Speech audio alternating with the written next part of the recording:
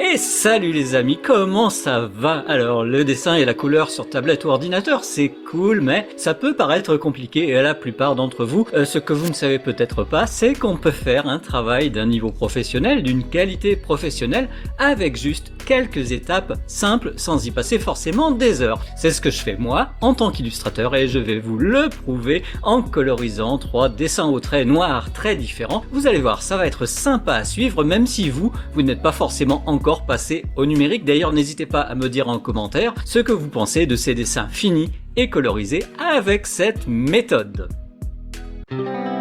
Alors cette vidéo est sponsorisée par Clip Studio Paint, c'est le logiciel que j'utilise pour travailler et aussi pour cette vidéo. Vous le savez sûrement, Clip Studio Paint c'est le logiciel phare dans le domaine du dessin BD, manga numérique, mais aussi pour l'illustration et le webtoon. Clip Studio, c'est vraiment le logiciel idéal pour les professionnels du dessin, ça c'est connu, et pour les amateurs comme nous sur cette chaîne. Les outils et l'interface sont vraiment le top niveau, on le verra dans cette vidéo. Et surtout, plusieurs formules sont disponibles. Il y a Paint X ou Paint Pro selon votre niveau technique. Il y a en achat unique ou par abonnement selon vos besoins. Et pour ceux qui veulent toujours plus de fonctionnalités et d'innovation, la version 2.0 est faite pour vous. Et si vous hésitez encore, même après avoir visionné cette super vidéo, sachez qu'il existe en plus une formule d'essai gratuite pour tester les fonctions de Clip Studio pendant 30 jours, voire plus. Il y a un lien spécialement pour ça en description où on vous donne carrément la marche à suivre. C'est hyper facile. Et avec Clip Studio, on a décidé de vous gâter en vous proposant un petit concours de dessin ouvert à tous, même à ceux qui ne sont pas sur Clip Studio ou ne travaillent pas encore en digital. Les gagnants choisis par moi auront droit à une vidéo spéciale sur ma chaîne et surtout des clés d'activation pour télécharger et utiliser Clip Studio gratuitement sur tablette ou ordinateur. Tous les liens sont en description. Alors le thème, c'est un personnage qui dessine. Alors ça peut être vous, oui vous qui me regardez, qui dessinez peut-être sur une table, par terre ou au lit. Ça peut être aussi un personnage qui se bagarre avec un énorme crayon ou un énorme pinceau comme une épée par exemple. Ça peut être aussi quelqu'un qui dessine tout simplement sur un carnet ou sur une tablette graphique par exemple, à la terrasse d'un café ou à l'école. Bref, faites-vous plaisir, sur papier je l'ai dit, ou en digital si vous êtes déjà équipé. Si vous êtes sur papier, faites une belle photo, par exemple en collant votre dessin sur un mur pour ne pas avoir l'ombre de votre smartphone lorsque vous le photographierez. Faites aussi une capture d'écran sur votre ordinateur, votre smartphone ou votre tablette et envoyez-les-moi en message privé sur Instagram ou Facebook avec la mention, alors attention c'est écrit là, concours dessin CSP 2 parce que c'est le deuxième concours qu'on organise avec Clip Studio. Voilà, rajoutez un petit texte si vous voulez, votre prénom ou pseudo et votre âge, c'est pas mal. Vous aurez jusqu'à 2 semaines après la publication de cette vidéo pour envoyer votre dessin et ensuite on contactera tous les gagnants individuellement. Étape 1, l'étape de l'esquisse, une idée simple mais cool, plus ou moins bien dessinée, comme ces deux personnages. Alors à cette étape, ce que j'aime bien, c'est que le trait n'a pas besoin d'être précis. On peut travailler en basse résolution, par exemple en 100 pixels par pouce, ce qui évite de faire un fichier trop lourd, votre ordi va apprécier. On peut aussi utiliser par exemple un outil comme crayon mécanique, qui imite assez bien, selon moi, un vrai crayon gris, pour rester dans un esprit imprécis, un esprit esquisse et pas encore ancrage. Alors, j'ai oublié, mais ça va sans dire que ce type de trait se fait avec un stylet réagissant à la pression comme ceux d'une tablette graphique ou tactile. Alors vite fait, un petit extrait du deuxième dessin. Ici, l'esquisse a été faite au crayon gris sur papier et scanné. Alors croyez-le ou non, ici, c'est un groupe de super-héros et là, un gars en bas d'une rue pleine d'immeubles. Tout le monde court car un alien géant débarque. Alors il n'y a que moi, l'artiste, qui peut comprendre ce que ça va donner. Et en plus, c'est ambitieux, plusieurs personnages, des décors, probablement des effets d'explosion, etc. Mais l'esquisse, malgré tout, peut être simple. Ici, il faudra juste, pour ce deuxième dessin, faire un crayonné plus précis avant d'ancrer. Donc, on le voit sur ce premier dessin, j'ai la chance que mon esquisse m'est venue assez aboutie dans ses détails. C'est pas tout le temps comme ça, je vous le garantis. Donc, je vais pouvoir ancrer directement. Je vais faire les traits noirs définitifs directement. C'est l'étape 2, celle de l'ancrage. Ici, je choisis l'outil Plume G en noir. Alors, mon image est en 300 pixels par pouce, ce qui donne un trait au bord pas pixelisé. 300 d'ailleurs, c'est la qualité pour imprimer un livre, par exemple. Alors, bien sûr, j'utilise les calques. Je dessine mon crayonné sur un autre calque que l'esquisse, pour pouvoir effacer facilement l'esquisse du dessin fini ensuite. Je crée aussi, c'est une astuce, un calque différent pour les cheveux et pour les yeux. Comme ça, je peux, sans toucher aux cheveux, déplacer le dessin d'un œil ou même le copier pour faire le deuxième œil. Alors, idem pour le garçon, je l'ancre sur un autre calque juste pour avoir la possibilité de le déplacer, de le décaler de la fille si j'ai envie. Bon, là, j'ai pas eu besoin, mais c'est pas toujours le cas encore. Et une fois que je suis content de l'ensemble, eh bien, je fusionne mes calques de traits, par exemple, avec le raccourci clavier, CTRL-E. Étape 3, c'est l'étape de l'aplat de couleur. Alors c'est très important. L'aplat, c'est une couleur unie, régulière et au bord net. Pour ça, je n'utilise pas l'outil pot de peinture, mais un outil stylo feutre dans la catégorie marqueur, car je veux des bords bien nets. On verra pourquoi c'est important par la suite. Je crée un nouveau calque en dessous de celui du trait, ce qui me permet de poser mon contour de couleur en mordant un petit peu sur le trait noir. On s'en fout, le trait noir est au-dessus. Et ça évite de se retrouver avec des petits points blancs ou gris entre le trait et la couleur. Et quand tout le contour est fait, eh bien il suffit cette fois de remplir avec l'outil pot de peinture. Ouf, avec les bords bien nets au départ, le résultat est toujours impeccable. Alors, autre avantage des bords nets d'aplat avec l'outil stylo feutre, c'est qu'il nous facilite la tâche ensuite. En utilisant l'outil baguette magique et en cliquant sur la zone de cheveux, on va s'arrêter forcément sur le bord de peau, même avec un gros crayon. On le voit avec les pointillés qui délimitent la zone. On gagne du temps. Et on fait pareil, évidemment, un contour au bord net là où il n'y a pas encore de couleur. Et le garçon, eh bien, c'est pareil, un gros trait pour les zones contact avec la peau, merci baguette magique, et un trait de contour plus fin ailleurs, on remplit tout naturellement avec pot de peinture ensuite. Bref, plus on avance, plus on a de couleurs en aplat sur l'image, plus ça devient facile. Et maintenant que toutes les couleurs sont posées, je fais dans la foulée une copie de ce calque d'aplat. Je fais aussi, grâce au réglage couleur de Clip Studio, des variantes de couleurs sur ce nouveau calque. Je ne cherche pas à faire bien, je fais ça un peu au hasard, toujours avec la baguette magique, et grâce au contour net, j'isole et je modifie telle couleur, puis telle autre. En général, comme je suis un petit peu fatigué de cette étape numéro 3, je fais un peu au feeling. Plusieurs copies aux couleurs modifiées, chacune sur son calque, car ainsi, le lendemain, avec l'esprit reposé et à nouveau énergique, je pourrai choisir la meilleure version entre tout ça. Le lendemain, donc, étape 4, l'étape du choix. Alors je choisis celui-ci. Je fais d'abord 3 copies identiques de cette version couleur en aplat. Je les nomme Color Light, au-dessus Color Medium et au-dessus Color Dark. Le calque de Color Light, je le sélectionne et je l'éclaircis avec l'outil Luminosité Contraste. Idem ensuite avec le calque Color Dark, le troisième, que j'assombris cette fois-ci. Alors attention, c'est là que tout va se jouer.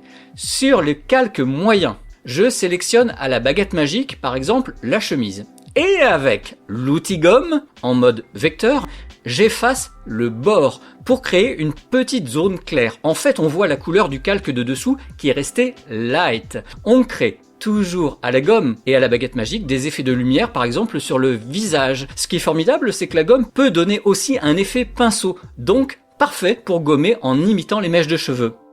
Alors bon, afin que ces effets soient beaux, il faut aller remettre plus ou moins de lumière sur le calque light afin que les effets de gomme se voient bien et soient jolis. Et une fois que ces réglages de contraste entre light et moyen est satisfaisant, eh bien on peut se faire plaisir et rajouter à la gomme autant de détails qu'on veut. Ça donne très facilement et en prenant un petit peu de temps, un dessin cool.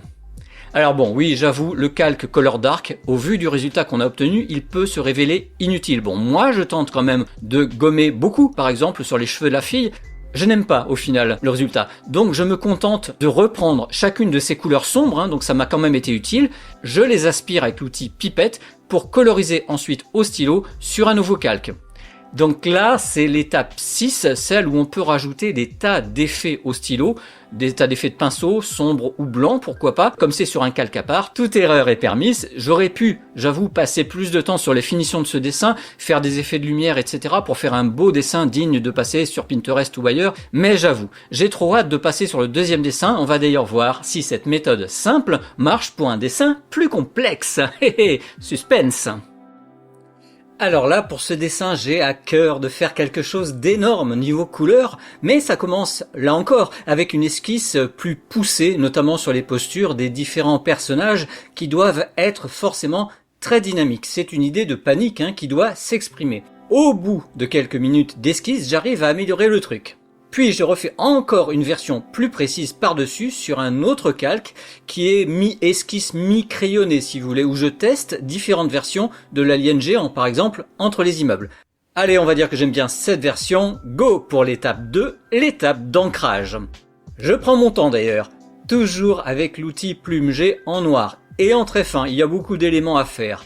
Du coup, quand je peux, je me facilite la tâche. Par exemple pour les lunettes, je crée une forme ronde avec l'outil sélection, puis je crée un contour noir très large, et avec le même rond de sélection, sans rien changer, je crée par-dessus un contour blanc mais plus fin. Et voilà, donc je copie cette forme parfaite que je déplace et étroitise légèrement, puis je finis le reste de la paire de lunettes, et grâce à l'outil gomme, je recouvre avec les cheveux que j'ai dessinés précédemment.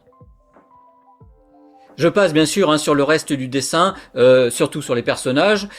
Oui, peut-être que ça peut vous intéresser. Les lignes qui entourent le héros, qui vont vers le héros, ont été faites avec le stylet bien sûr, et une vraie règle par-dessus la tablette graphique. J'aime bien cette méthode, c'est rapide, c'est assez proche des sensations qu'on a sur papier.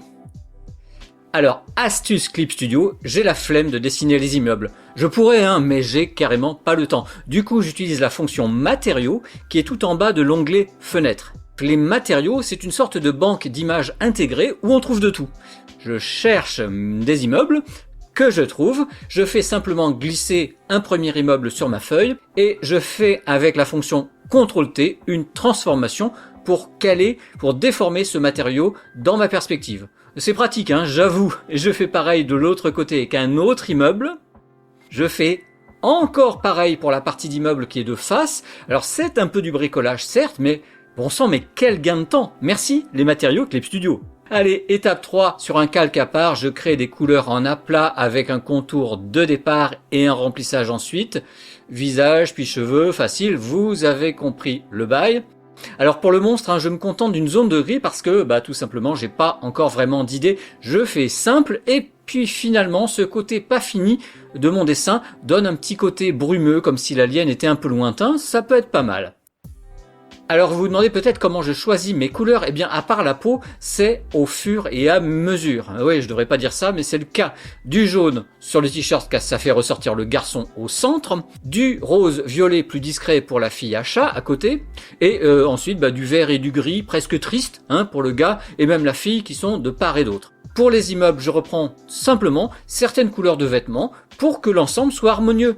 Et je conclus avec du jaune-vert flashy pour l'explosion, histoire que ça ressorte. Ouais, j'y vais à fond, tant qu'à faire.